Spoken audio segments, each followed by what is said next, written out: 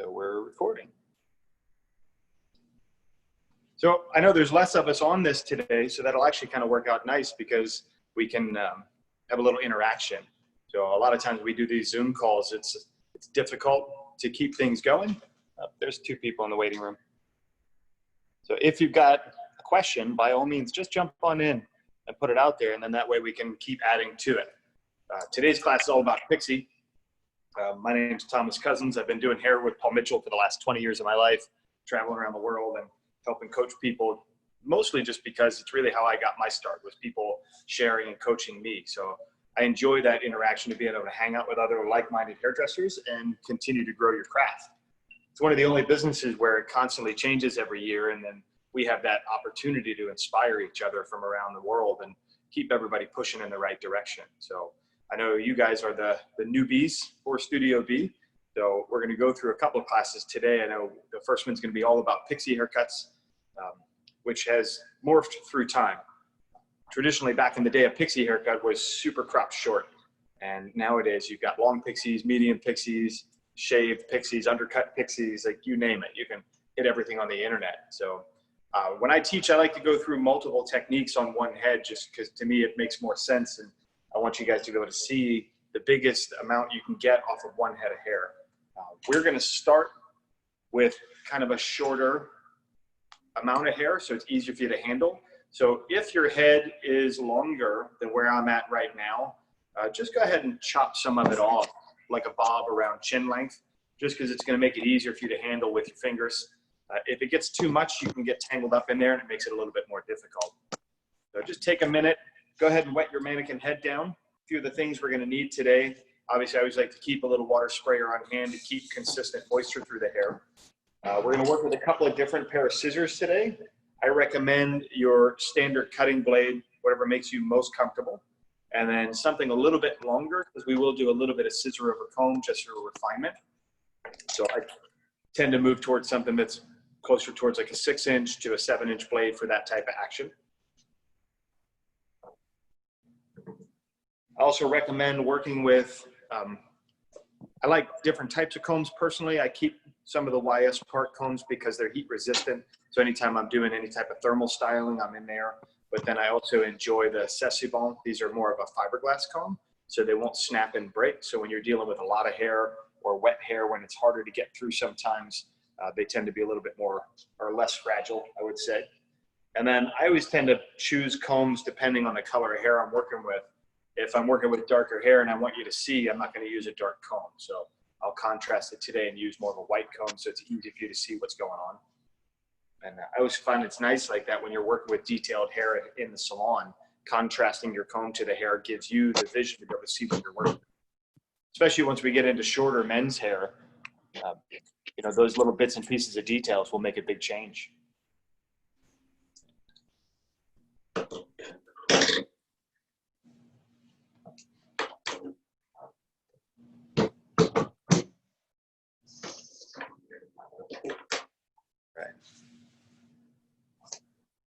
Anybody not quite there yet? Just give me a little wave or something.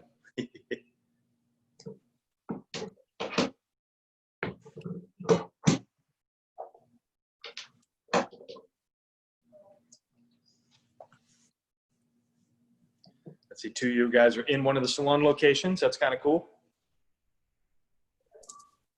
It's strange to be able to do education from your living room, but why not, right?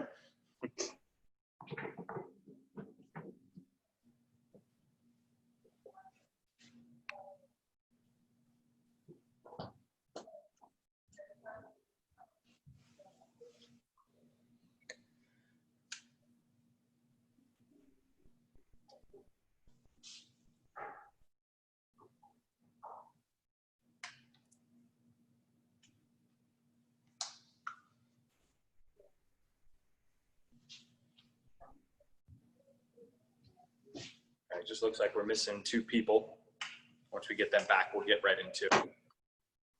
Like I said, as we move on, if there's any questions you have, by all means, just go ahead and shout them out. I want to make this one a little bit more interactive. The ones we've done in the past, we've had a moderator that can keep an eye on the chat box and kind of explain questions to me, but I don't think I'm going to be able to see that while I'm working at the same time. So feel free to unmute and say what you got to say.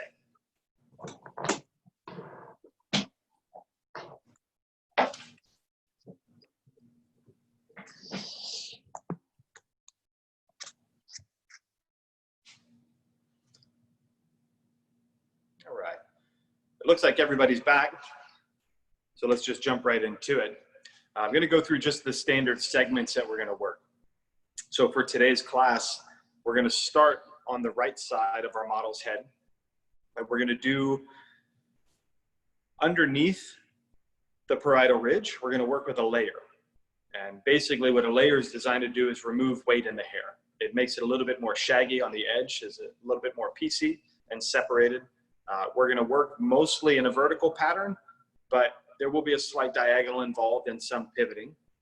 Through the top, we'll disconnect, shorten the crown to long towards the front, but not too extreme, just enough to give it that separation. So this will be closer towards those modern pixies you see currently trending online. For the second half of the haircut, we're going to do a completely separate haircut, where the patterns are going to look very similar, but we're going to do a graduated shape underneath. So graduation is designed to help build weight into a haircut. Where you build it is your choice, right? So if you do an extreme graduation, you build the weight lower towards the bottom of the segment. If you do more of a lean graduation, you build the weight higher up towards the parietal ridge. And then there again, we'll work with a disconnected layer, but closer towards an original style pixie, where it's going to be quite short all the way through, with just a little bit of length extension in through the front. So to start, I like to see diagramming personally. Some people work with it very well, some people don't, but some people like to say it, some people like to do it, some people like to see it. And I think when you're learning, the more you visualize that, the better it's going to be for everybody. So we're going to start right here above the ear, and we'll go through the sectioning as we move through the haircut together. I don't tend to do a ton of pre-section work. I might just carve out the parietal ridge line, get that out of the way, and then start working on the bottom. But I want to be able to know in my brain where the panels are going to move. So to start the haircut, we're going to work in these pivoting sections, just moving the weight towards the front of the face shape. So we're physically going to cut in a bit of a sunburst action like this to push that weight towards the front of the head. And what that's going to allow us to do is save a little bit of length around the perimeter of the hair, so we have hair to detail when the haircut's refining time is done. And then we'll go back towards the ear and use that same feeling to cut vertical layers all the way through the whole back of the haircut. And we're just going to take that one section across the center back to make sure that we can blend whatever we do on the second side to the first side. So that's going to be our hand positioning and our combing position as we work. And then of course, when we get towards the top, we'll address that separately. Do you guys like the visual on that? Is that easy to see? I like the head sheets, but being a 2-dimension, it's hard to visualize where the lines are going to go. Whereas when you see it on a physical head, it makes it a lot of fun. And this is where you get to break all the rules in life. So I put 40 volume dual purpose lightener on her hair and then put her under the hood dryer until all her hair fell off. And then you can just paint the canvas and now you've got an easy mannequin to work with. So if you feel like having a fun experiment in the salon, that's always a good time.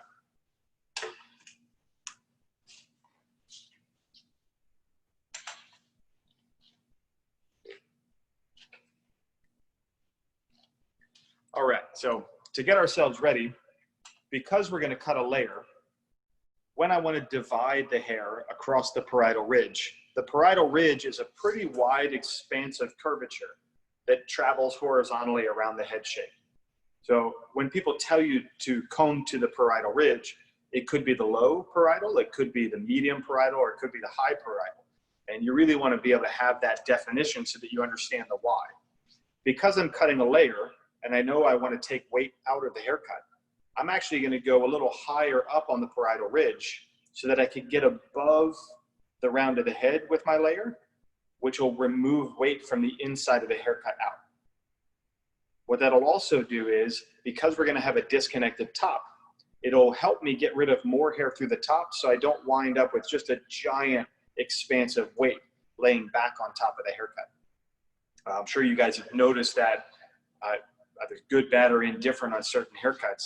Sometimes people will cut the underneath so short, meaning in the size of the section in the panel, that the amount of weight that comes back on top of it, it just looks like you've got something hanging off the top of your head, and it can be a little overkill.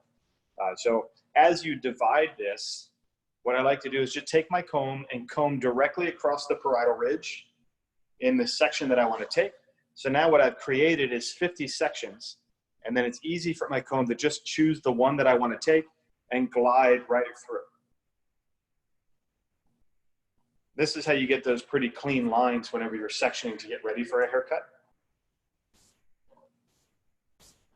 So I'll comb everything out of the way, and then all I'll need is one clip right across the back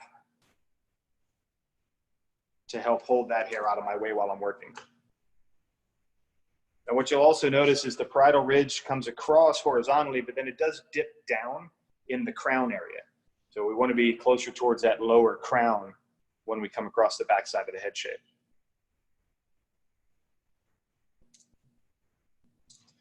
Sectioning is one of the most important things we can do with a haircut because it's basically the roadmap for the entire haircut.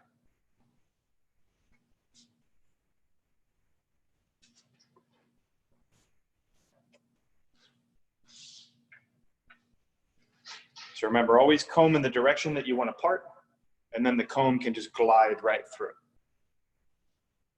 When you find yourself with the hair combed straight down and you're trying to take a clean section, you just get choked up on all the hair. Makes it a little bit more difficult to handle.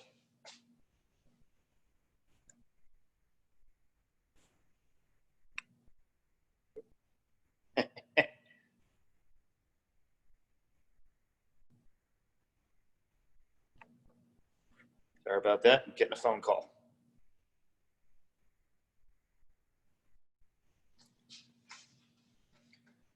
Now what I will ask is any point in time, if you are having trouble seeing what I'm working with, by all means, please jump on and let me know. I don't mind repeating something so that you can get the best vision of it. It looks like I can see a couple of your heads. So it looks like everybody's kind of parted there. Anyone not ready to move on with this? You just wave at the screen and I'll be able to see you.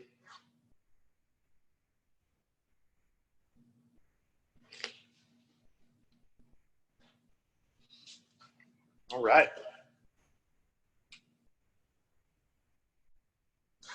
So if I can adjust this so you can see better. Now, we're going to start the haircut, like I said, right by the ear with a vertical section, and then we're going to slowly pivot as we work our way towards the front until we run out of hair in that panel. So I'll do a couple of sections and keep an eye on it with me. And if you have any questions as we work, just let me know. And then I'll cut you guys loose and let you do it. So we're gonna just work on this front panel together first. So I'm gonna just divide straight down towards the ear, push the back out of the way. Take a pivoting section. So you can see I'm slightly triangular here, like straight down and then slightly forward. And that's gonna give me that pivoting movement right away. We are gonna cut a layer. And like I said, a layer basically, it's short on the interior and long on the exterior. Now, how much? That's your choice. But remember, we are cutting a pixie, so I'm gonna want this quite small. So I'm gonna start cutting maybe an inch away from the scalp on the top of the head, top of the section. And then it might be like 1.25 inches by the time I get to the bottom. So I'm not looking for a huge dramatic layer here. I just want to comb the hair straight off its axis. It's coming right out from where it lives. Nice and clean. And then pull my fingertips away from the head so that it's slightly longer away from the head and slightly shorter towards the top of the section. So you can hold the hair out, you can kind of get a good vision. It's just a very slight layer. The second section, remember we're going to pivot, so I'm going to stay close at the top and then comb slightly further away towards the bottom. if you need it. Combs or clips are always great to help keep things organized. And then as you work, make adjustments. If you need to move the head up or down or side to side, always make sure that you're comfortable with what you're working on. Now the comb follows the section, so it's going to have a slight pivot now, which means my fingers are going to follow the section. So as I comb towards my target, I should be able to pull the hair away and see my guide. And then we'll continue that same layer all the way through to the bottom.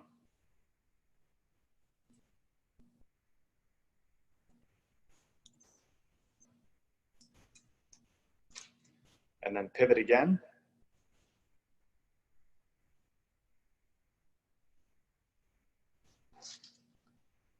Remember, combing straight out from the section. So let your fingers follow the section angle, which will allow your scissor to follow the section angle. And what you'll notice is you're just going to be longer all the way around the entire perimeter of the haircut. And then 2 more here.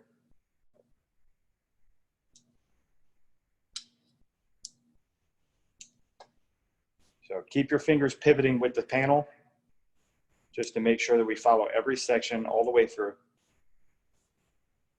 Because we still want to remain similar in length, just with a subtle extension towards the face.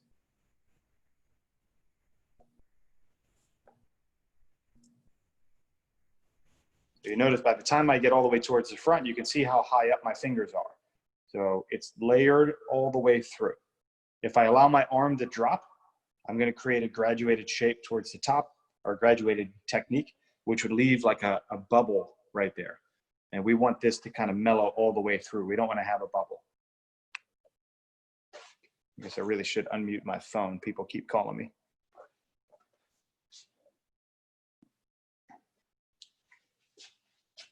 So just start vertical and very slowly pivot towards the front, allowing it to stay shortest towards the top of your knuckles and then longer towards your fingertips all the way through that whole panel. And like I said, if you have any questions, please just jump on and let me know.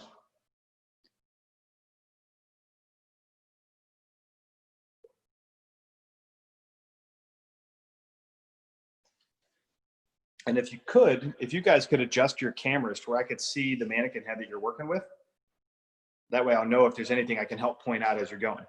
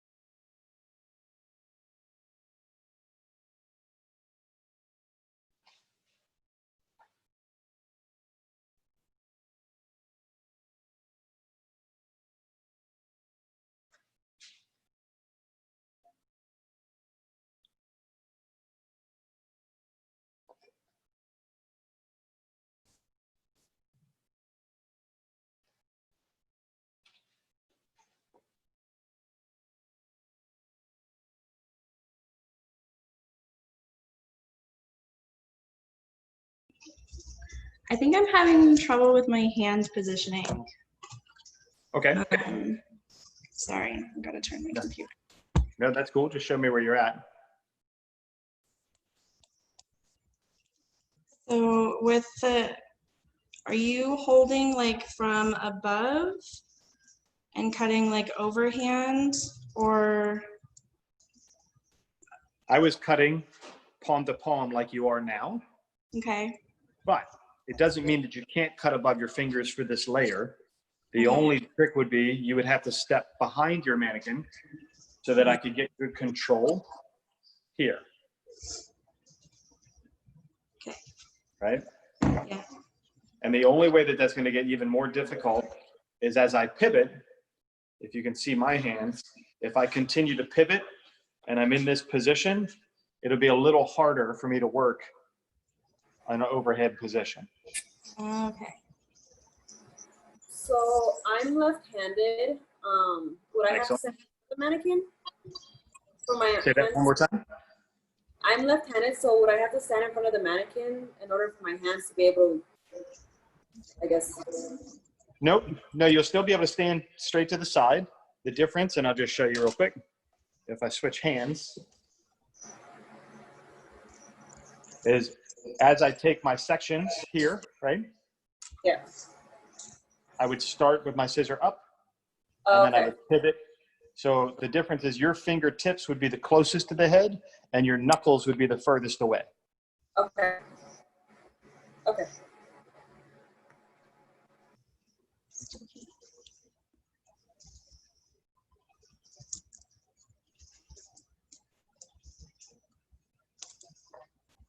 There you go. And remember, don't be afraid to cut it short. It is a pixie.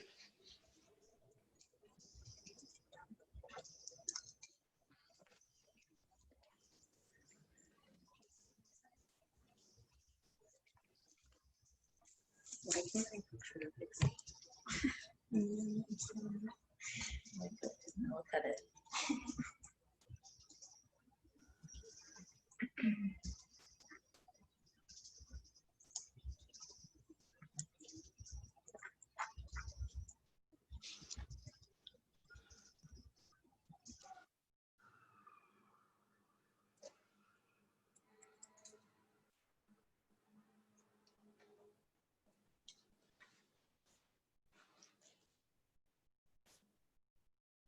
Right, it's looking like we're all pretty close to being there.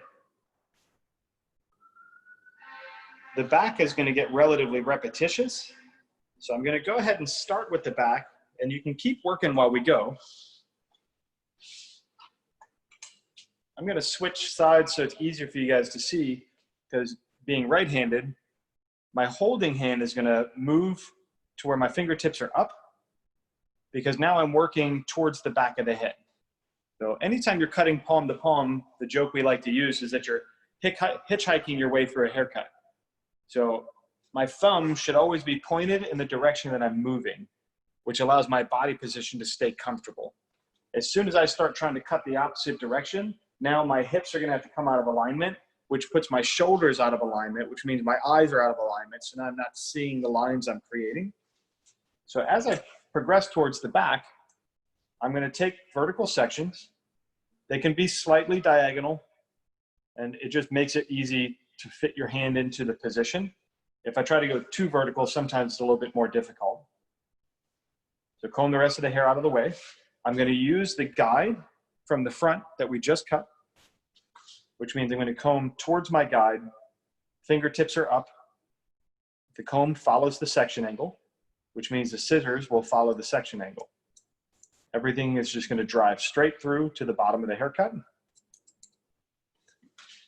I'm going to do my best to keep my body position to where you guys can see, but as you're working, just stand directly in front of your work.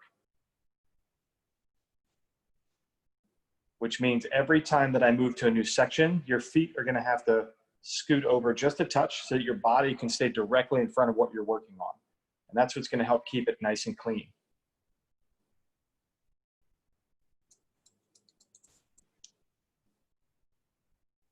There's so many little subtle nuances to cutting that even when you think you've got it down pat, there's always something new to push yourself on.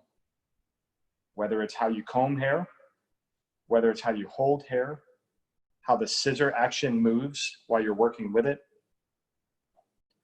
Taking the time when you do get a chance to practice like this and just be very clean with your work will push your skill level. So as you're working with a guest, you won't feel like you have to concentrate so hard, because if you're practicing the best you can, it'll just automatically become a habit of how you work. And then you don't have to think so hard while you're working.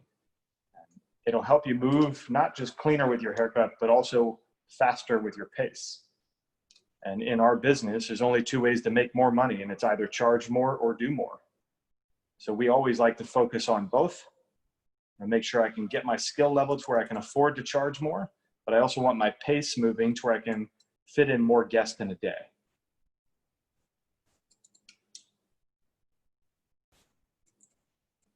I think it's important, even at the beginning of your career, that you automatically think about it like a business and be prepared to look at it in a way to how can you maximize the amount of money you can make. Because yes, we all got into this for different reasons, and your passion might be different than the person next to you. But at the end of the day, if you can't make money as a hairdresser, you're not going to get to do it for very long.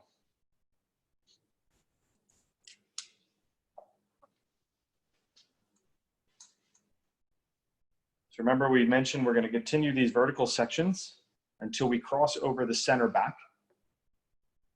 At that moment in time, if I was going to repeat this exact same haircut on the opposite side of the head, I would now switch sides and start by the left ear and repeat the process until I cross back over center back. And that would make sure that both sides of the haircut blend well together.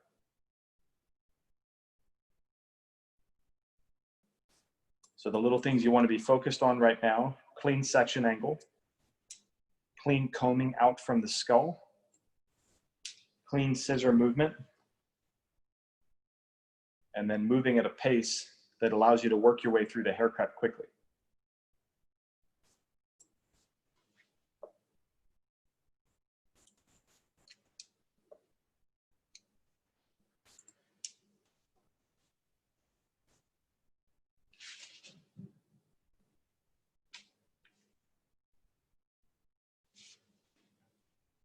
Alicia, you're cutting on top of your fingers here, which can be okay, but when you're trying to force yourself to get closer to the head shape, sometimes that palm to palm position here can get you cleaner right next to the head. Okay. So I was fingertips. putting my hands because I'm left-handed too, and you're saying to go in the direction, so I was like, switch. So imagine the same position where I am, but here, instead of on top of your fingers. So put your knuckles closest to the head and your fingertips pointing down. And then here again, it's not that you can't cut it on top of your fingers, you're just gonna have a tendency to go a little longer. There you go, just like that. That's perfect.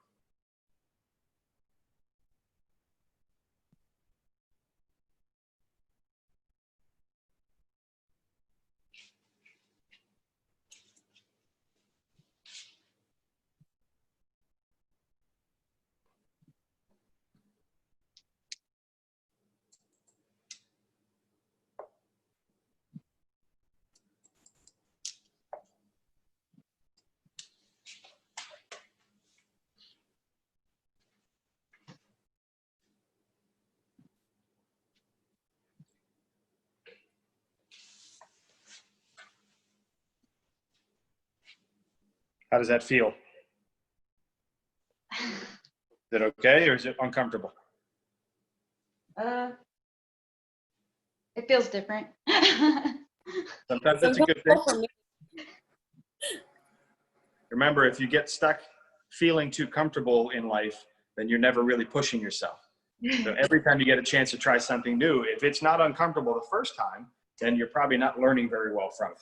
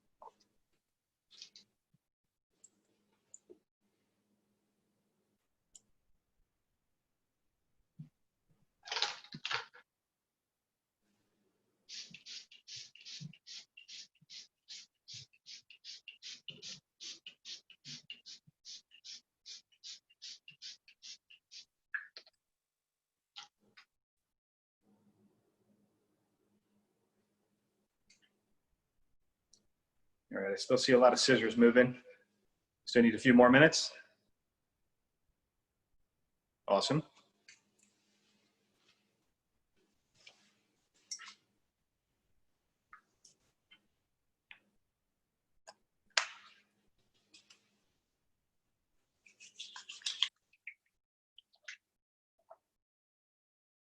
Morgan, you good?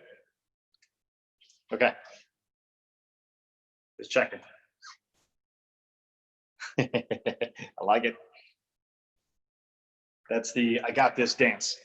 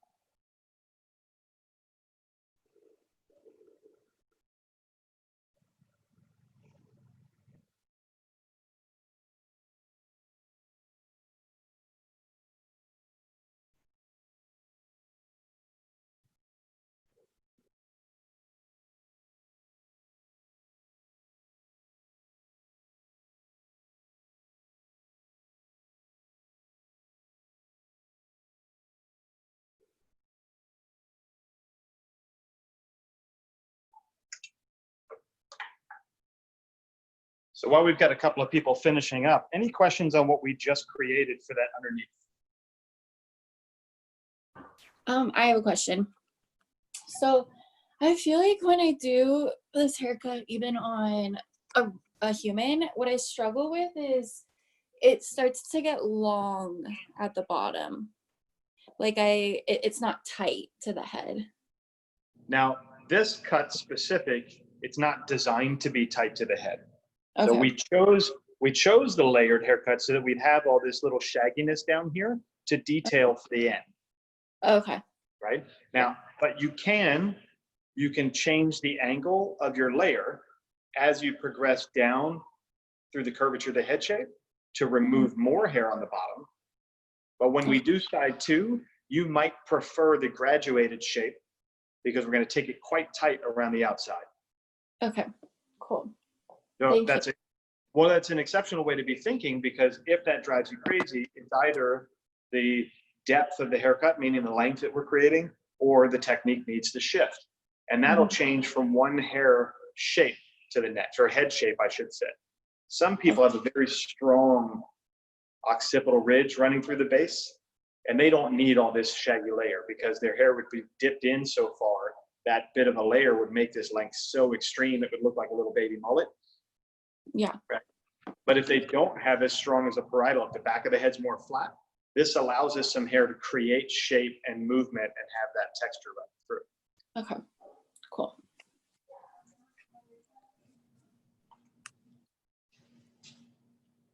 Okay, so it looks like we're where we need to be. So what we're going to do to start through the top of the panel is we're going to do just one clean section from nose to nape. So just take it straight down the center. And remember the guidelines that we talked about earlier. The easiest way to get a clean line, comb all the hair in the direction you want to comb, or you want to section, I should say. If you comb it all that way first, your comb won't fight through it. And then all you have to do is put your comb in the center and then just drive straight through to the back of the head, which will give you an easy way to separate one side from the next. Now for this, because we're doing two separate haircuts, we're going to pin the left side out of the way.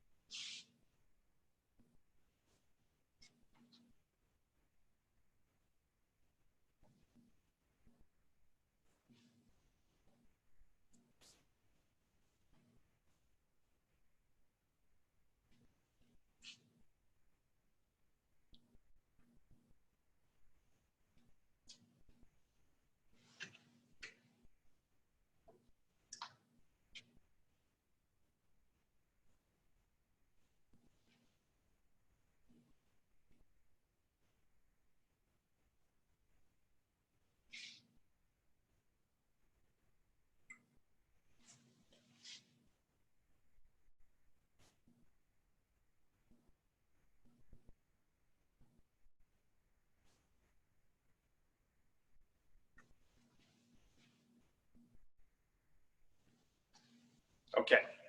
Now, when we start the haircut, I've done a division line from front to back, just like you normally would, where you take from the apex of the head and you divide to the hairline behind the ear.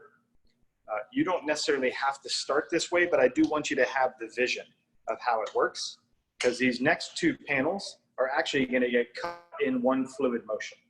But the way it's going to start is very similar to how we did the front bottom panel, where we pivot. But our pivot is going to start at the top of the head and pivot around the crown, allowing us to cut a disconnected layer from the bottom. So we're going to create a flat line, and I'll just give you a feeling of the angle, and this can change from one head of hair to the next. I'm not worried about the piece of hair that elevates from here connecting to the bottom at all. Does that make sense? I really want it to be disconnected so that it falls over. And then this pivoting motion is going to allow us to keep vertical sections all the way through the crown, so that those bits that fall over the length underneath will be more diffused and soft. Because we don't want to see a harsh line of disconnection. We want it to all blend, but we want the top to be longer than the bottom. Does that feel right? Yep, awesome. So let's just focus on the crown first, and then we'll move towards the front. So I'll do a quick show and tell, and then I'll cut you guys loose. So to prep for that, I'm going to go ahead and divide through the crown, just so that I don't worry about the front of the head shape until the time's right. So I'm just going to give that quick division so you guys can see it.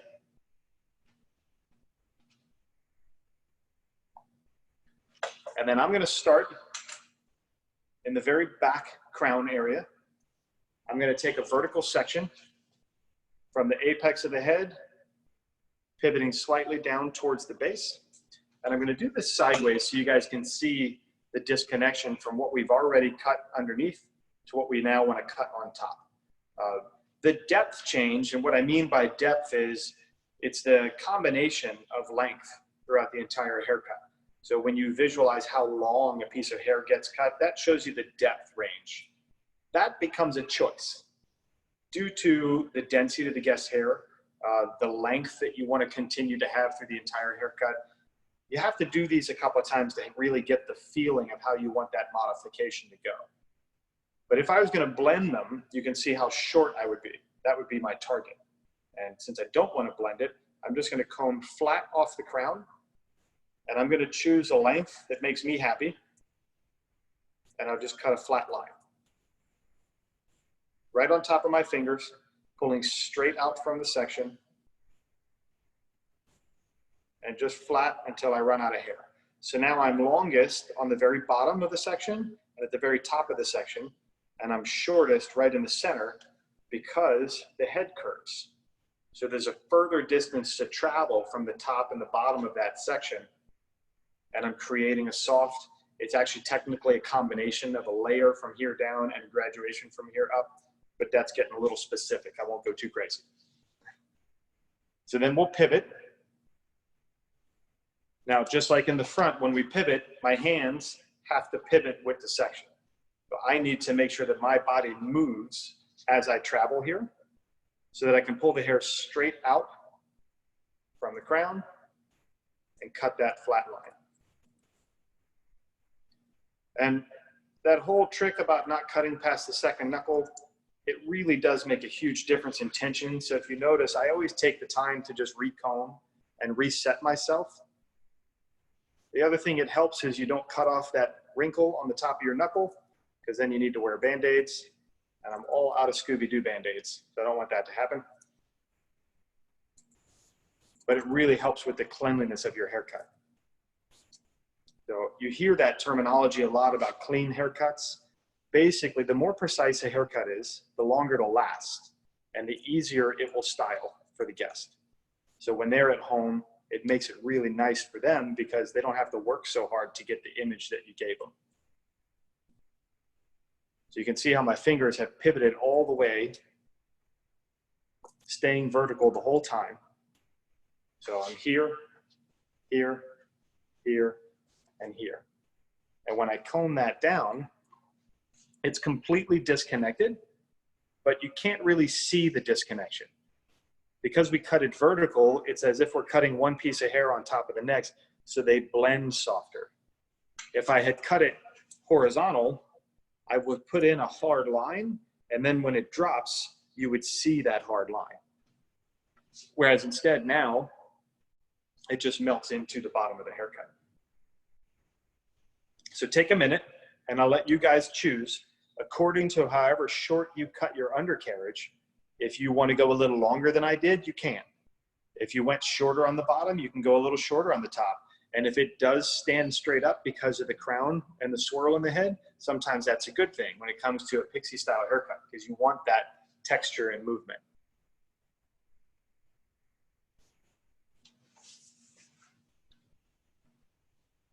So if there's any questions, feel free to chime in.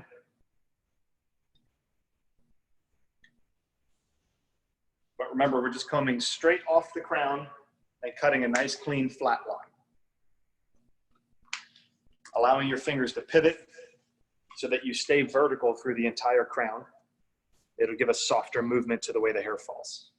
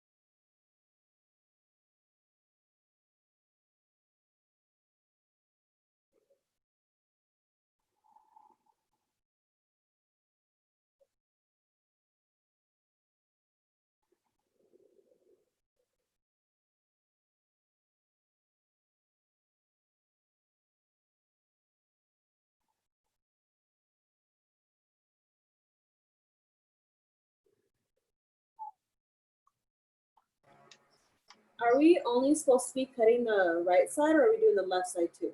Just the right side for now. Remember, on the left side, we're going to do a completely separate haircut. So that way you get to see two different pixie styles. That's cool.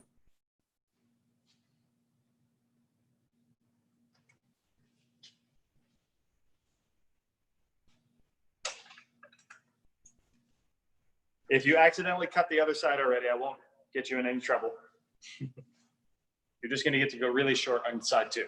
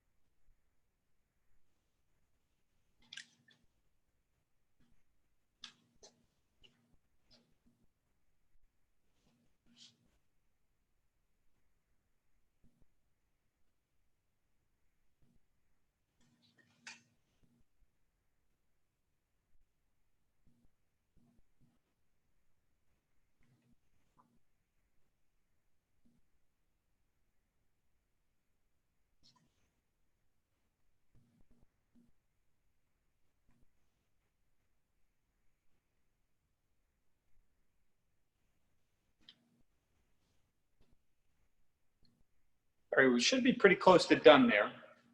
So I'm just going to start explaining the front because it's going to be a really simplistic one to understand. There's options here as well, which I always like. I think it's important to understand the options and why you would choose one over the other. So through the crown, remember we pivoted. So we rotated all the way to that division line from front to back. So now we're going to continue working vertical sections straight through until we run out of hair. The options now become in the amount of length you want to save towards the front. And the beauty here is, like I mentioned earlier, there's a lot of what we consider like modern pixies that you see online, where they have like really, really long fronts, but the under bottom is just completely shaved out or taken off. This is where a lot of that choice comes in for the front, because we wanted the crown to be PC and have some motion. But now we're going to allow ourselves to choose the length in the front by directing backwards to whatever length you choose. What I recommend is keep it extreme at first and then go back and do it again, and then do it again. And every time go less extreme on your direction. But every time you do something like that, take a moment to just blow it dry in between so you can see exactly how it falls, to know if I pull the front all the way to the back and cut it, it's going to be really long by the time it drops, right? So seeing that visual.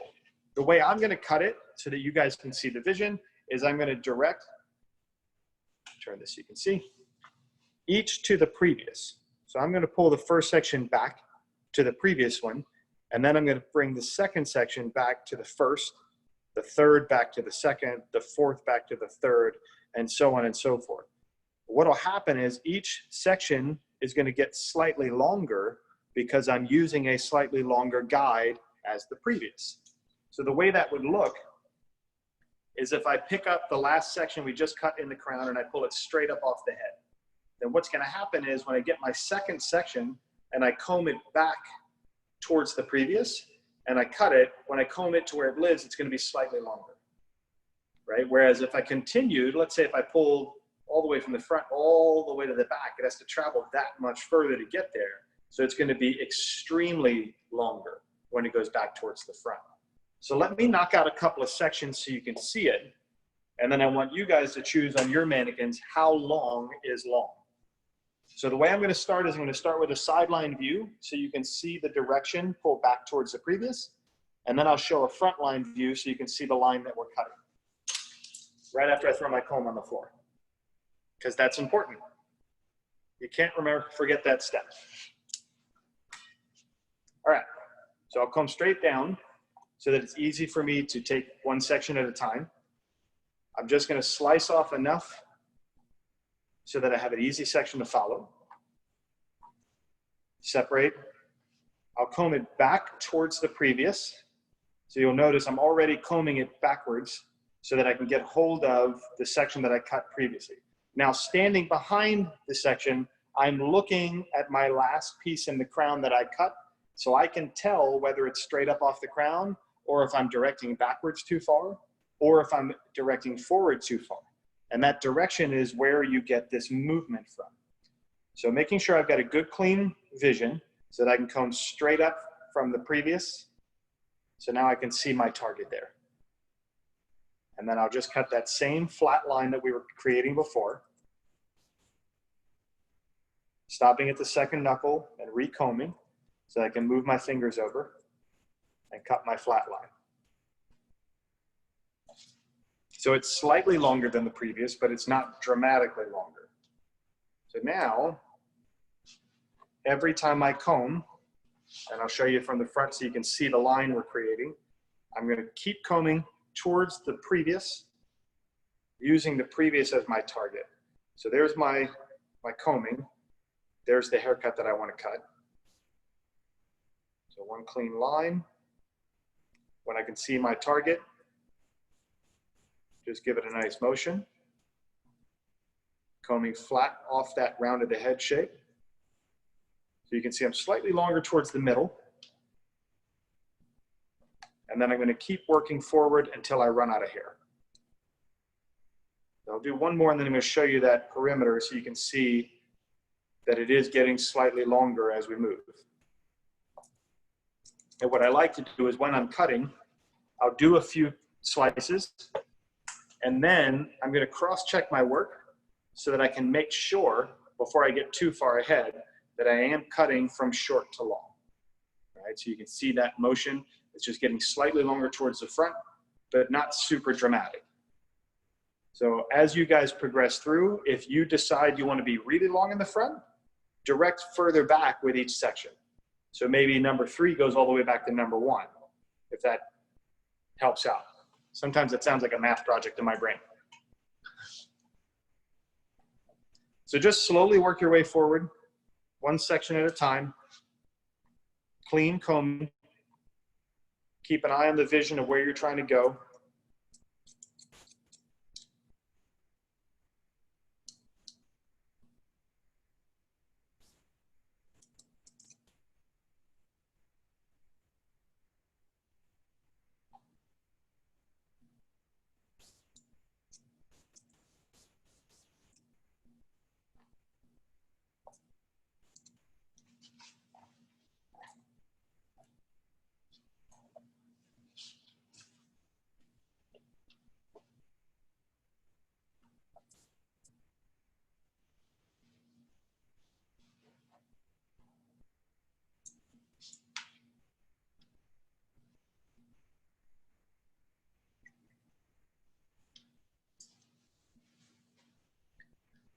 And then as you guys are working each step of the way, what I'm doing is I'm using a small dot of invisible wear memory shaper to just put a little texture and control into the hair.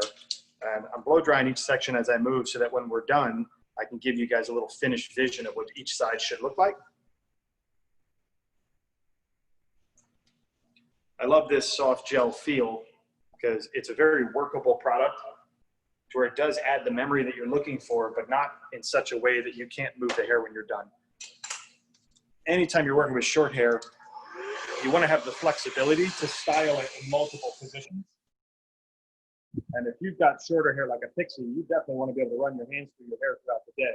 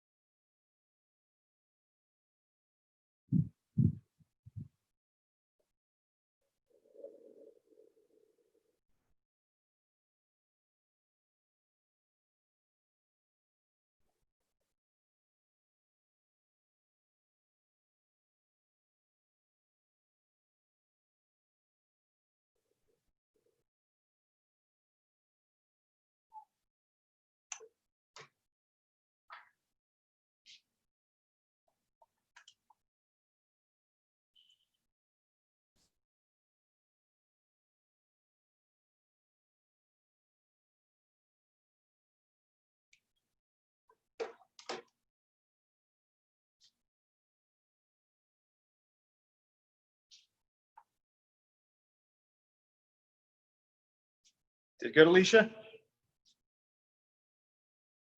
Yeah, looks good from here.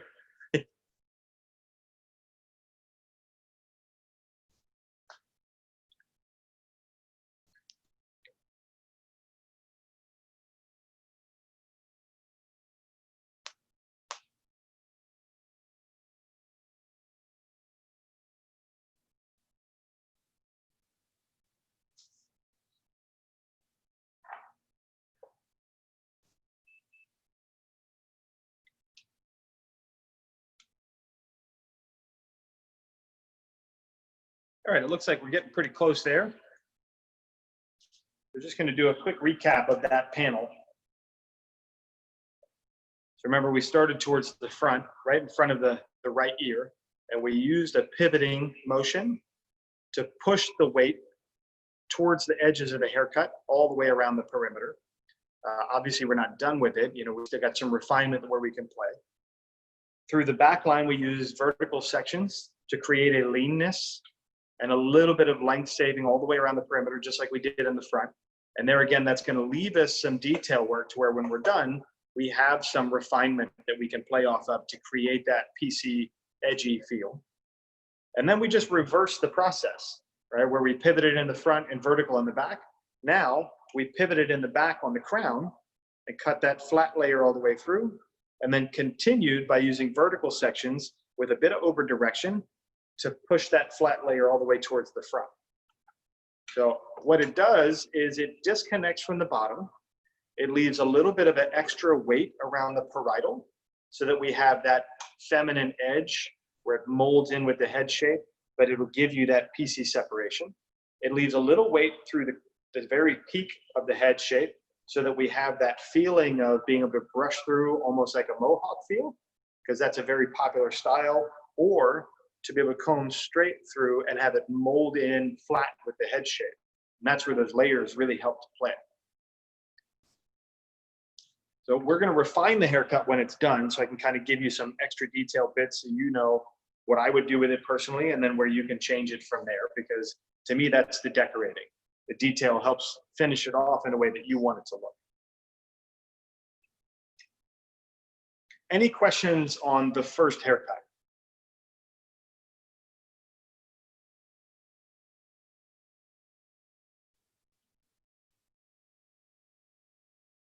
Awesome.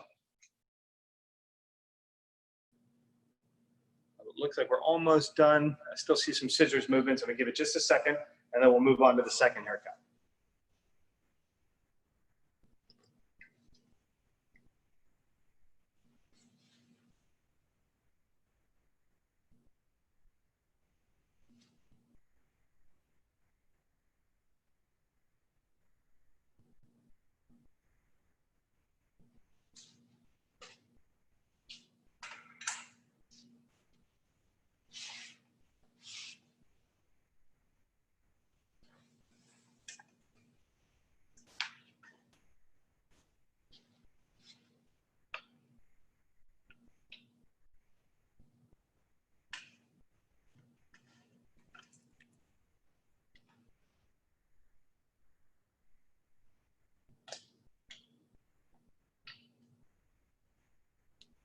All right, anybody not ready to move on?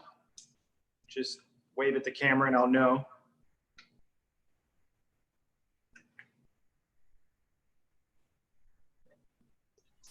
Real quick, is there a good trick to like cross-checking kind of our side panels?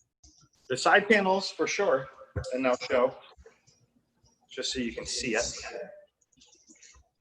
From in that whole front panel, remember we pivoted, right? Mm-hmm. So my cross check has to be the opposite of the pivot. So I'll have to do a diagonal backwards so that I can see it. And I don't know if you can really see that very well, but just give you a vision. So if I come straight across that angle, I should be able to see a flat line, right? Not regarding our disconnect from the top, all the way through the pivot. And then of course, everything behind the ear we did vertical. So we want to cross-check that horizontally, but give yourself a bit of leeway because we did follow the round of the head. So when you check it, it shouldn't be a flat line. It should be curved, following the head shape all the way through. And then it'll be longer towards the bottom and shorter towards the parietal ridge. Okay. Does that make sense? Yes. And then of course the opposite on the top towards the back. Remember we pivoted in the crown. So we should be able to do the opposite of our pivot. And you can see our shape there. And then since we were vertical through the whole front, we would want to cross-check it horizontal. But remember that you're getting slightly longer towards the front, or dramatically longer, depending on the sections you take. Okay. Sound good? Yeah. Awesome. Now, the thing I like about layering through a Pixie like that is you can see the amount of texture built into it already. We didn't point cut anything. We didn't use any texturizing scissors. That's just the nature of creating clean layers, is it builds that motion. So from there, once you're blown dry and you can see it, now you can make choices on how you refine out a haircut. I mean, obviously I wouldn't leave this perimeter this strong. I would chip through it and break it apart and make sure, encourage my guests to use a product like maybe a cloud whip or an air gel to help produce that wispy textured feel around the edges. And we'll get into a little bit more of that when we finish side two. Speaking of side two, the way we're going to work this is we want to build more of a graduated feel through the whole undercarriage. So we're going to do what we consider round graduation. And all that really means is round means it's shortest in the front and longest in the back, right? But it doesn't mean it's dramatically short to long. You have a varying degree of what that truly means. For a Pixie, I like the bottoms to be way more consistent. You notice even on our layered effect, it was almost the same length all the way through, even though it was still short on the interior and long on the exterior. It wasn't dramatically long. because you should have that really well refined feel. So to create this, we're going to start with a vertical diagonal backward section, which is a big mouthful. That means it's a vertical section that's slightly diagonal backwards. That's all that comes down to. So we're just going to work from the front to the back, allowing ourselves to slightly pull the hair forward. And in this realm, because you guys got your hands moving and you're flowing, once we start, we won't stop until we cross all the way over the center back to make sure that we can blend our round into our layer. Because even though this is going to be two separate haircuts, I still want them to have a slight connection point. So when you guys style them, you can have a lot of fun with it. So the very subtle forward direction is going to allow us to cut it slightly shorter in the front and slightly longer in the back. So this is going to be the first portion that we cross through all the way until we hit that center back line. You guys see that okay? So let me show it to you on the head. Obviously, we need to remove our main top panel across the parietal ridge.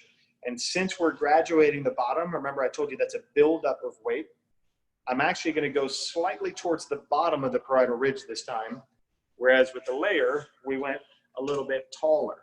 So we started our parietal ridge here on the layer, and we're going to start it here on the graduation. And if you can see that change, our graduation is going to be lower so that we hit the very bottom of the round of the head. So that as we build weight through, it gives us something to balance the top on top of.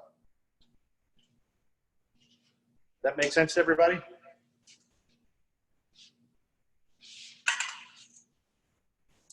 If the hair is getting damp, feel free to give it a little bit more moisture so that it's easy to control. If you've got a little product, this is also a great time to use something like a memory shaper as what we used to call like a cutting lotion. And all it really does is keeps the hair damp through the whole process. So I tend to like using things like memory shaper just because it is a gel-like consistency, but it's not so strong that it's going to get crunchy and make it difficult for you to work your hands through. But it will help keep the hair damp, and it makes it easy to control. And if you're working with very short hair, it also makes it easy to section because it can work almost like a liquid clip. So as you push the hair out of your way, it'll stay there for you. So here again, I'm going to comb all the hair in the direction I want to part it. So just straight across the parietal ridge. So coming across the head, and then that subtle dip down towards the back. That's going to make it easy for me to choose where I want to start. If I need to see that parietal ridge feeling to know whether I want high, mid, or low, if you put your comb flat against the head, it's where it leaves the head shape is the parietal ridge. So you can almost see like low, mid, and high, just to give yourself a feeling of where to put your comb. And then allow your comb to glide all the way through past the crown and separate the top from the bottom.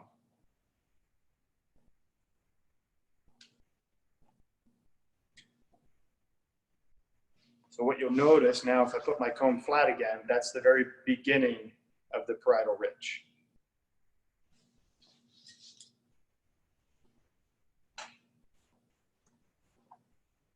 So I'll just comb that all the way out of my way,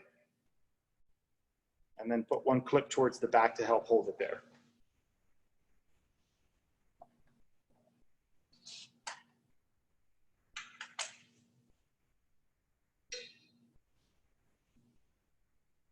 Now, to start the haircut, remember we're going to take slight diagonal backward sections, more vertical, and move our way from front to back. So I'm going to stand in front of the head, get a little diagonal. My finger angle is going to follow the section angle, which means my comb needs to go in at the same feeling, and I'm going to have that slight forward movement.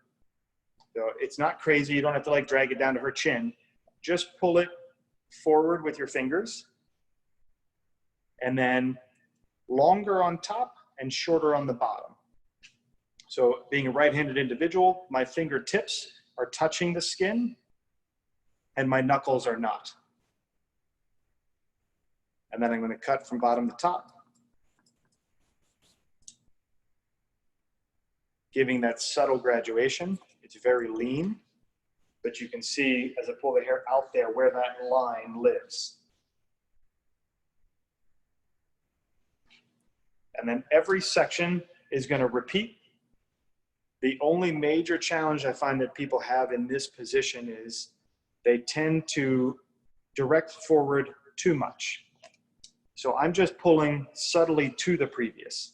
And what I mean by that is if every section comes too far forward, then by the time I get to the back, it's going to be so weighty and heavy, it's going to look like I'm trying to cut a bob in the back of the head. And that's not my goal here. I want that lean pixie feeling. So this hair is going to come slightly forward, just enough to see the previous, but not all the way forward. So if you want, I'll try to put my position here to where my comb can go into the section, my fingers will grab the section, but instead of pulling all the way forward, I'll pull straight out from that panel so that I can see my target and cut my graduation.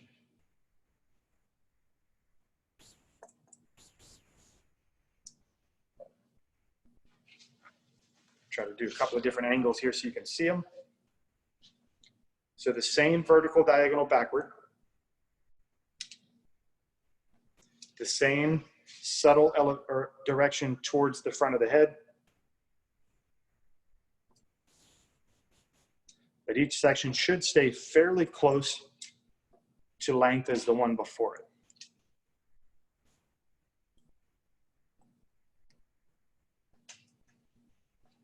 So remember, just like before, my body has to walk. So my feet are helping me control my direction almost as equally as much as my fingers and my hands. If my feet don't move, I'm going to continue dragging hair towards myself. But if you guys can see this, when I cross-check, it's so slightly longer, just very, very subtle. I don't want to see a big dramatic length change because then it'll get too much in the back. So I'm gonna do a couple more sections so you can see it and then cut you guys loose. I just want you to see the transition from where there's no hair at the ear to how it now drives all the way in towards the nape of the neck. And all you have to do is allow your hands to drop with that position.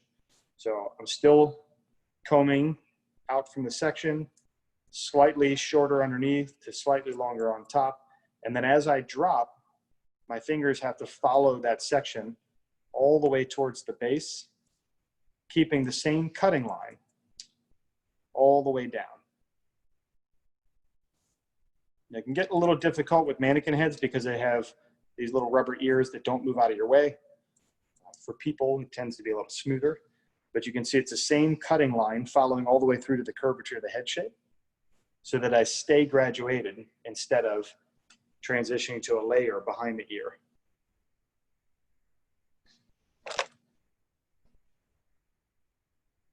So just start towards the front. Allow yourself to move with every section so you don't get too long in the back. And then let your fingers drive down towards the nape of the neck so that we stay short and clean with the whole haircut.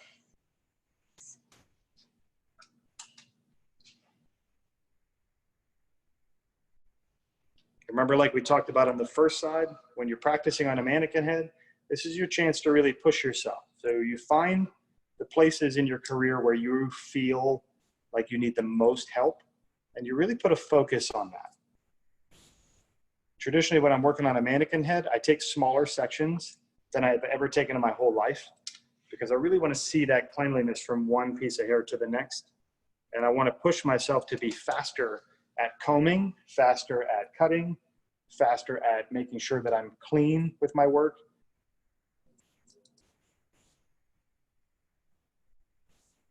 So just like if you're learning how to run a marathon, you don't go out and run at full speed. You start slow and you train your body to get faster and faster.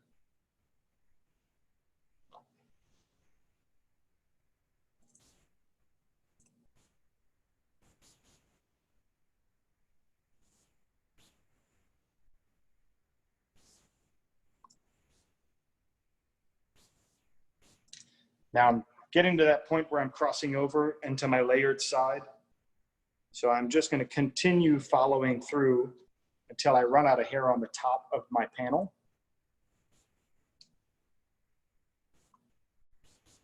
And then that way the two sides can kind of blend together a bit so that when I am done, even though it's two separate haircuts, they can still melt and become one.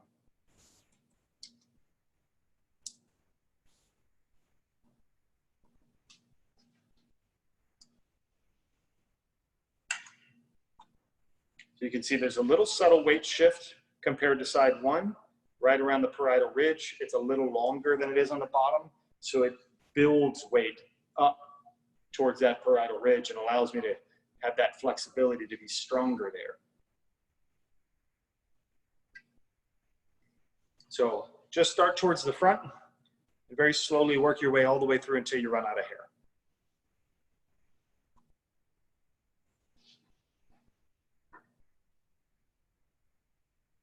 So if there's any questions, throw them out there for me.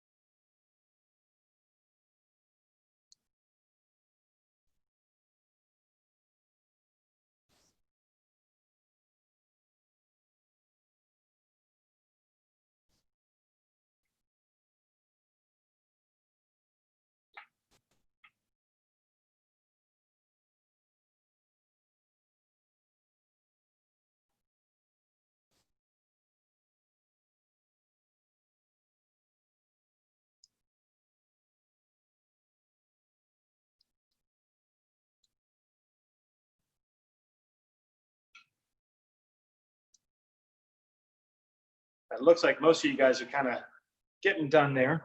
I still see a few hands moving, but with that last question of cross-checking, in this system, because the hair is so short, what I traditionally like to do is use a little scissor over comb when I cross-check this work. It can also allow you to modify if you want to tighten up the edges. So the big trick when you scissor over comb is one blade moves and the other doesn't. So the ultimate goal is to get to where you can just move your thumb independent from your fingers. So if you catch yourself chomping, it's harder to get a good clean line. So the reason you want that to happen is because all the hair is going to drive into the comb and sit down on the very bottom of the spine. So that's what you call the spine of the comb here. And then these are the teeth. So the comb allows the hair to come through the teeth and rest on the spine. And that's where your still blade lives. So as you work your way from the bottom up to the top, you can just allow that scissor to travel with the spine so that you can make sure and cut a good clean line. So if you want to do a quick cross check, you can elevate with the teeth and then just allow that scissor to cross check across the spine. So the teeth become like your finger. And what I mean by that is we cut with our fingers, fingertips down and close to the head, knuckles slightly away. So when I cross check with the scissor of a comb, I need the teeth of the comb to travel short to long. So you can see they just very subtly tilt away so that I'm pointing up to the length I want to preserve. If I allow the teeth to dig in towards the head shape, I'm going to cut stair steps, like lines in the hair, and it won't be nice and blended. So teeth pointed away, and then allow the scissor to just ride straight up the spine. You get a nice clean motion. And like I said, you could modify if you want to cut the bottom a little shorter. That's the time where it's easy to get in tight around the nape area and work your way up towards the top. But you can see the buildup of movement there. It's not a lot of weight, but the top is definitely subtly longer than the bottom, which allows it to push further off the parietal ridge. What I mean by that is somebody is not quite as pronounced through the top. By building weight here, you can actually create the shape on the head that you want to see. Whereas a lot of times people, they take that weight away and it almost looks too flat. And remember, when you're creating flat lines like that, that tends to be more masculine and it's going to have more of a men's haircut shape.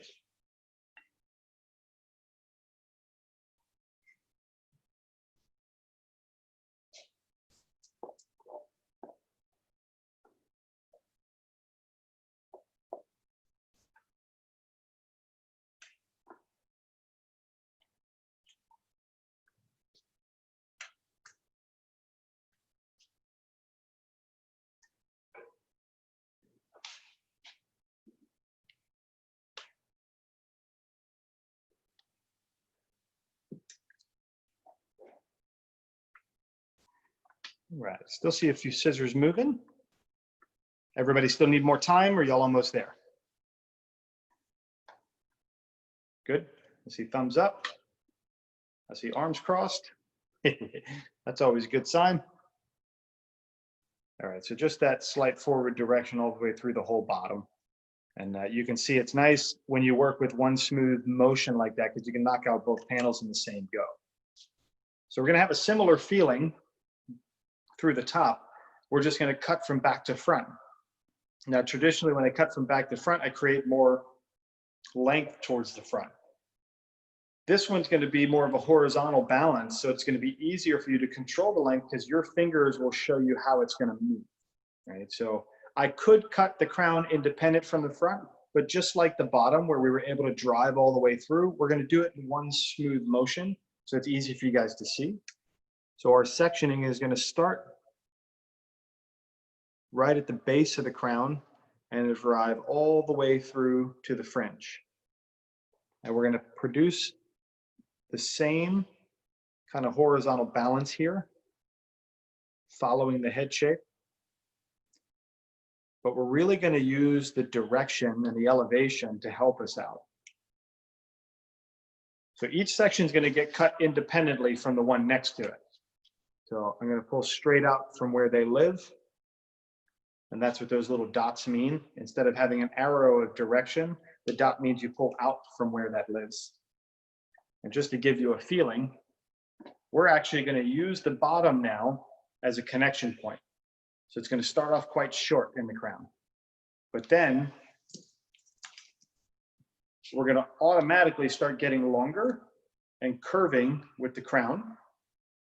And then we're going to drive that all the way through to the front. So by the time we're cutting the top, we're going to be following the head, and then we're going to allow the very front edge to just come up with itself. So that rounded curve here is going to flatten up top. That way the front will be slightly longer than the rest of this panel. So the rest of it's going to start super short and then round all the way into that subtle length in the front. When you look at it cross-section wise, because we're going to pull each piece out from where it lives on the head shape, it should have a subtle roundness. Even though I'm short in the back and long in the front, it should curve with the head shape the way it goes.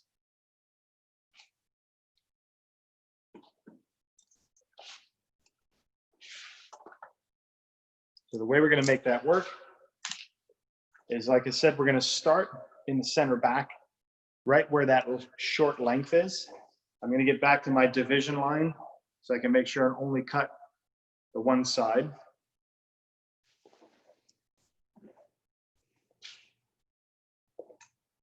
So back to center. I don't want to cut into my previous haircut at all.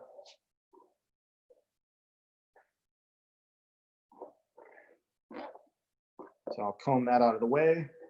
I'll put a clip through it. Now remember, you could mirror image either of these haircuts and get one full haircut. But I want you guys to get the most out of this class possible. So I'm going to cut it. Trying to think of the best way for me to stand for you to see it. Because I need to cut from short to long.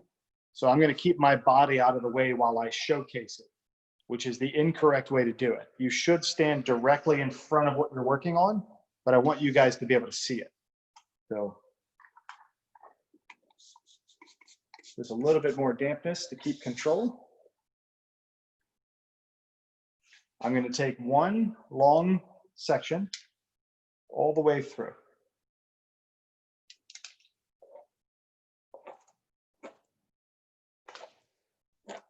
Now, that way I have a guide from what we previously cut in the back, and that's going to be my start point. So my fingers are going to pull the hair back to my shortest length. If you guys can't see this, please let me know. I want to make sure everybody's got a good vision of it. And then my fingers are going to pivot around with the roundness of the head as I move towards the front. So I'm going to start by cutting almost straight up and down. And then I have to stop and recomb so that my hands can come out from the crown. And then stop and recomb so I can come straight out from the head shape. And you can see I'm following the head even though my finger angle is allowing me to stay short and get slightly longer. But it's subtle. It's not a huge length change.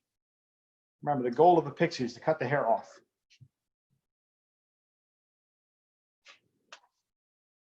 And I'm all the way through to the front. So I'm trying to make sure you guys can still see.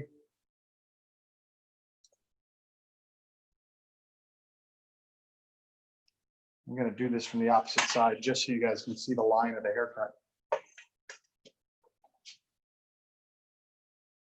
So this is that point where I'm kind of flat through, but because the head dips off towards the front, it's going to be shorter or longer in the face than it is towards the crown. So you can see the shape, cutting short all the way through to the length. Now, the only thing that shifts here is when I take my next section. So I just comb that one straight up from where it lives. My next section, I'm going to comb it straight up from where it lives. And then the next straight up from where it lives. So you can already see by the time I get towards the parietal, I'm almost combing way off the head shape. So that's going to allow me to create vertically, it's going to be more rounded with the head shape. And then horizontally, I'm getting that flat layer running all the way through, slightly longer in the front. So when you watch the shape of it, I'm going to take my necks all the way through. But as I start to cut, I'm pulling slightly back towards myself so that I can follow the natural curvature of the head shape. So comb from the inside out so that you push the hair towards the panel or towards the section where you want to cut it. Same thing, still stop and reposition so that you can see your target. Stop and reposition. Pulling straight out from where the hair naturally grows. Reposition. Allowing your fingers to be more flat towards the front. And all the way through until you hit the fringe line. So that's the only shift, is you have the short to long from crown to nose, and then you're gonna follow the round of the head shape as you progress through the panel. So just start at the very top and work your way until you run out of hair. And here again, we're gonna be connected in the crown, but totally disconnected by the time you get towards the ear. Any questions on where you want to be right now?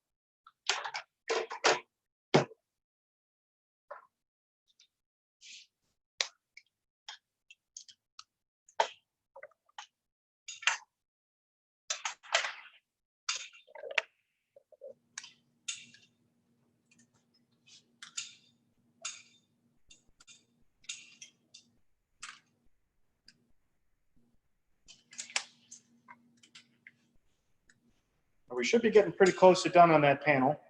If there's any questions, please bounce on and shout them out.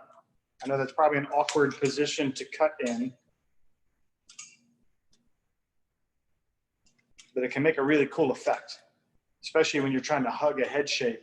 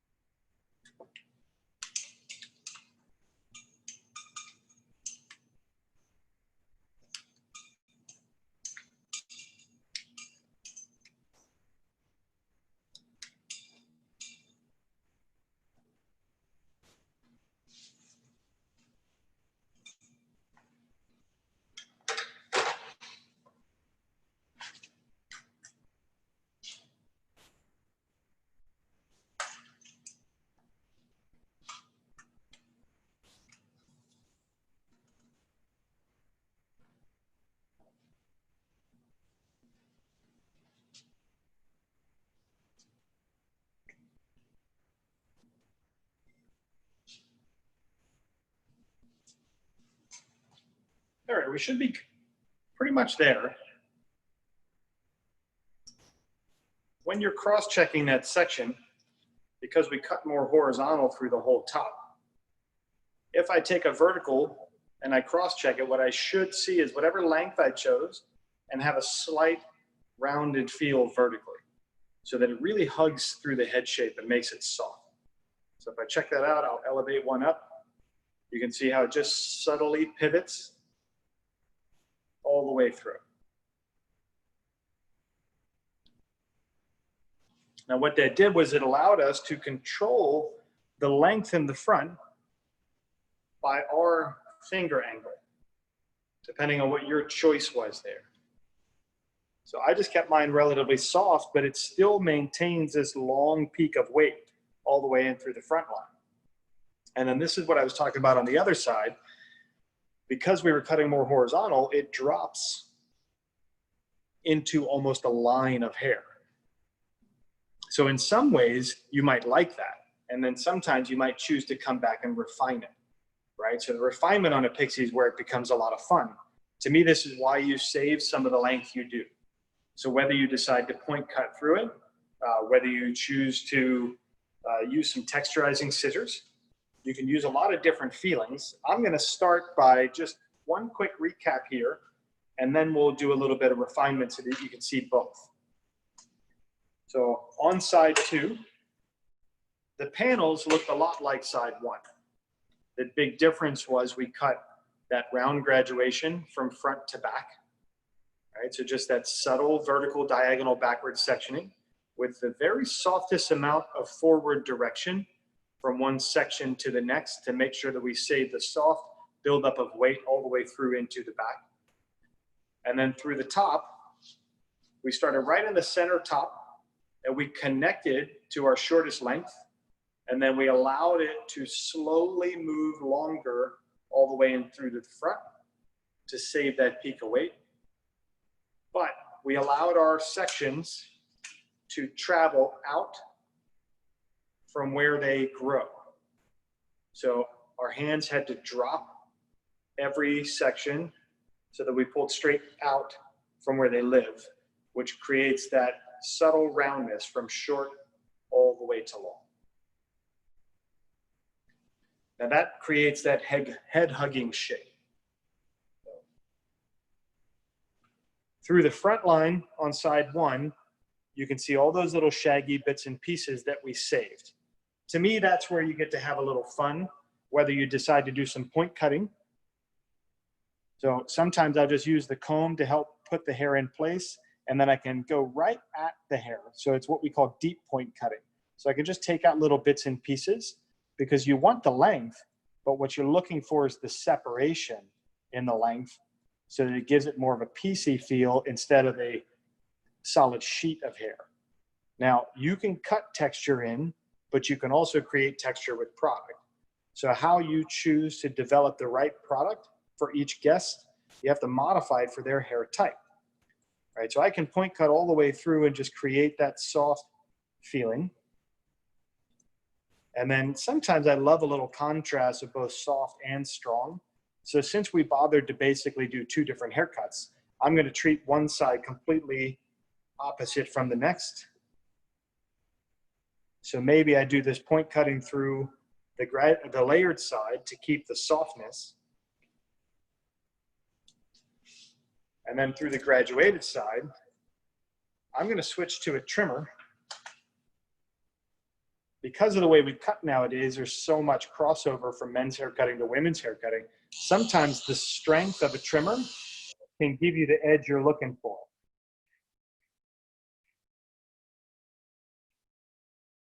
So I like the little points around the ears. I'm just going to emphasize them a bit more. I'm just using the edge of the blade to carve out the shape I want. You can see just making that little subtle curvature and keeping the point through all the way down to the bottom. When I get to the base, this is where you get to make choices.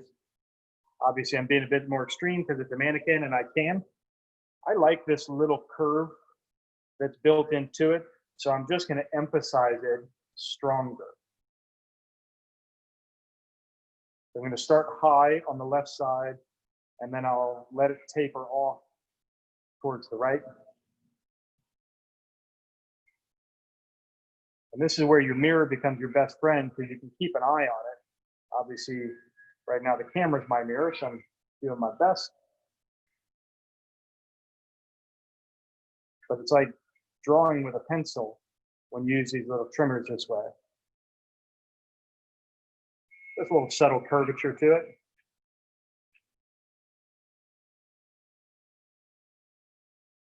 So this would be a much more artistic interpretation.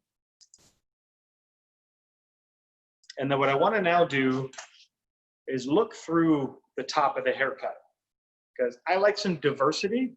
I want to know that my guests can wear it multiple ways. So what does it look like when I brush it off to one side versus the opposite? To me, this is my softer side by pushing it away because of the way the layers all push towards themselves. They sit a little closer.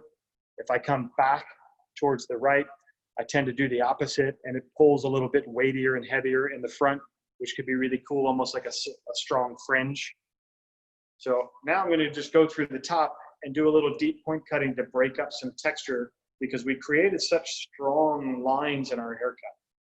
So I like to mirror image the haircut and then just soften the edge. I don't want to take away the line that we cut. I just want to break it some. So if I elevate it up towards myself, I'm going to use that same feeling of one blade moving. The still blade will touch my finger, and then as I pull away, I'll close the blade. So out, out, and it helps protect your finger from any kind of damage from the scissors. You never want to cut moving in towards yourself. So you can still see the line, but it's much more shattered. And then I can just move forward and repeat the process. So there's my line, and then cut out, and just chipping away at the strength of the haircut. It gives you a chance to look at where the hair is the densest and where you want to remove weight from the interior of the haircut.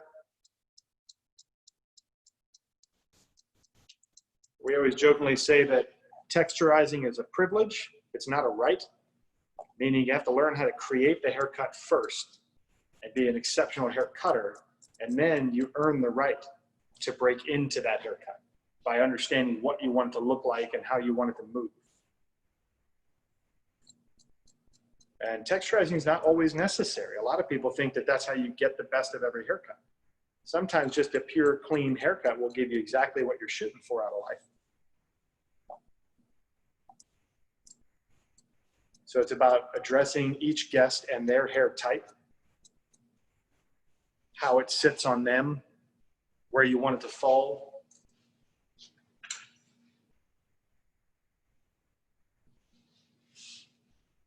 Just do a little chipping right through the crown or through the fringe. And I'm just very subtly chewing with the blade, never actually closing, just resting the hair in and just chewing all the way through to the edge to build a little bit of movement.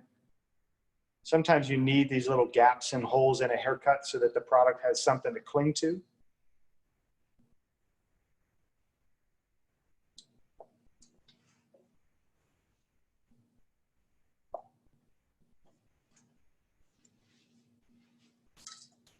And then I'm just going to follow through with a little bit of invisible wear cloud whip. I like the cloud whip. It's a cream-based gel, and you can see how soft. It's really not like sticky like a hair gel. It's not crunchy like a hair gel, but it's also not waxy. It just has a very mellow movement to it.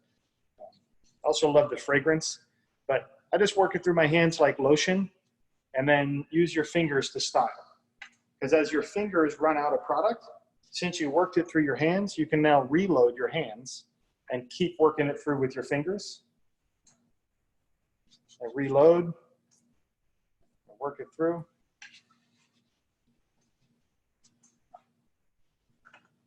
And with a textured cut like a Pixie, you really want to work every piece of hair to get some of the product, and then you tame it down to the position where you want it to live.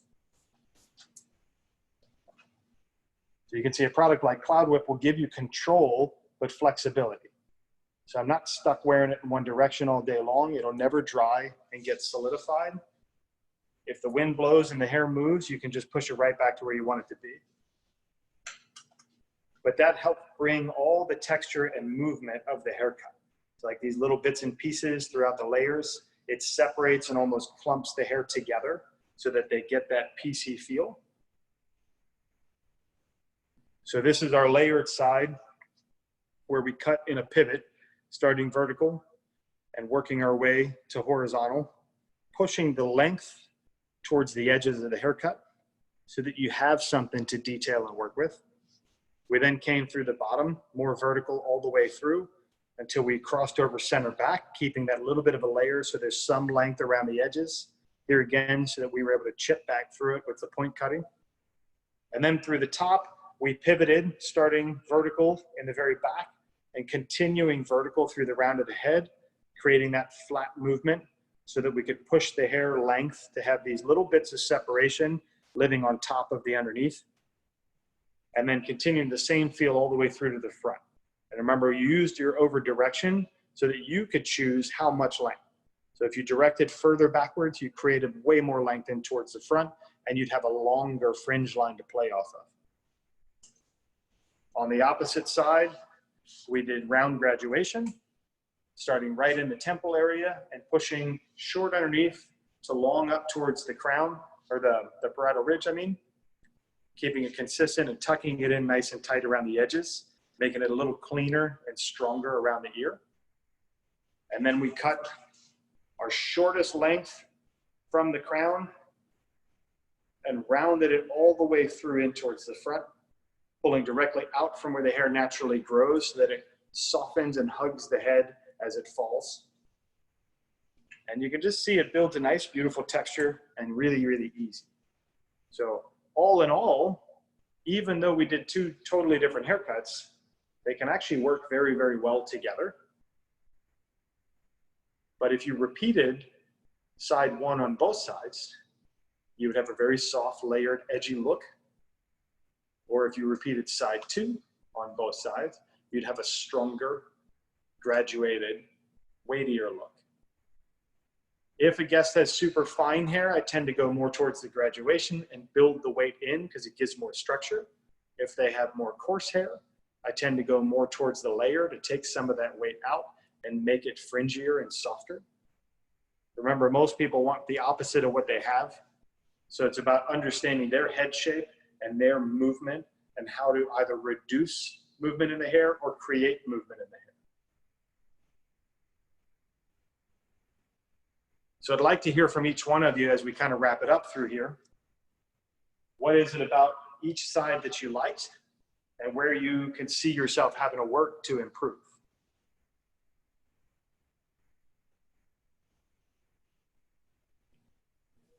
I feel like on the graduated side, where it was like the round graduation, I feel like I have like a pretty heavyweight line where I feel like it shouldn't be. So I feel like I need to work connecting that a little bit more. So if that's the case, what would you change to soften that weight line? I feel like I probably should have brought like where my parietal ridge was. I feel like I brought that too low. And so Okay. I feel like I didn't like cut where I should have in the connection, if that makes sense. Like I should have brought that, like the shorter bits up a little higher to connect it and make it feel a little bit more natural.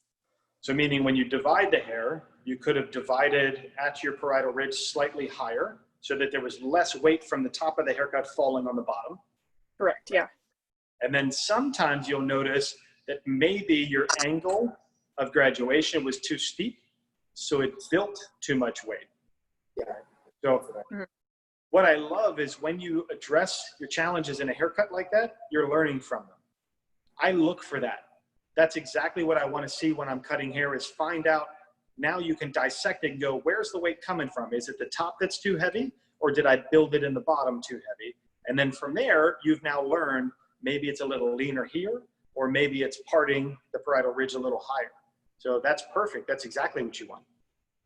Cool, thank you. Who else has what? I think I definitely need to work on finger positioning and just getting confident with like how to hold a section of hair to be able to follow the guide throughout. Because I definitely kept losing it a little bit.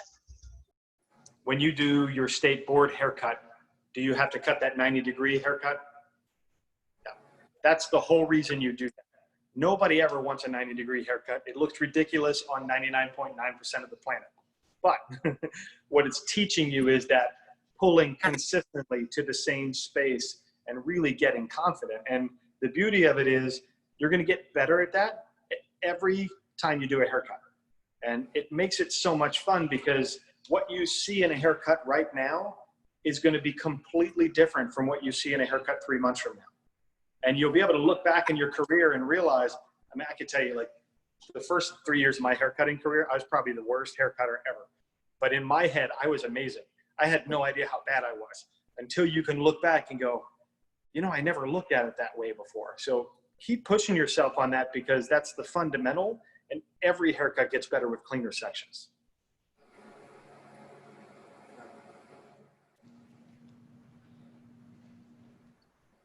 Anybody else? I think I need to work on my body position as well.